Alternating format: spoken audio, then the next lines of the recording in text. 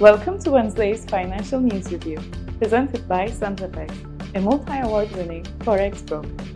Stay tuned as we bring you the latest financial news. Meta stock fell by 1.5% on Tuesday, closing at $656.96, driven by broader market weakness in communication and consumer stocks, as rising Treasury yields pressured equities. The French stock market index fell 0.7% on Tuesday, extending yesterday's losses, as investors adopted a cautious stance ahead of the Federal Reserve interest rate decision. Gasoline futures fell below $1.80 per gallon, the weakest level since February 2021, as ample crude feedstock and rising product stocks undercut prices. The Canadian dollar strengthened past 1.39 per USD, reaching two-month highs, as a surprisingly firm labor report tightened the domestic policy outlook while the US dollar softened.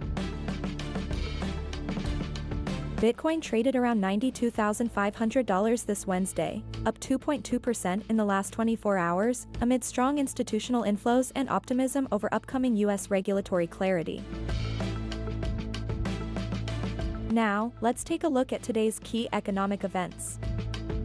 At 2:45 p.m., Canada will announce its December interest rate, following 2.25% in November.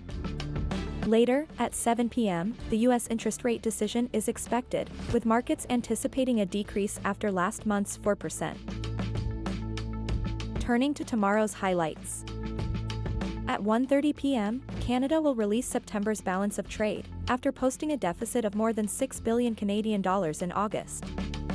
At the same time, the U.S. will publish its September trade figures, following an August deficit of nearly $60 billion. And that's it for today's Market News Roundup, presented by Centerpex. Thanks for joining us today, and be sure to tune in again tomorrow for more financial news.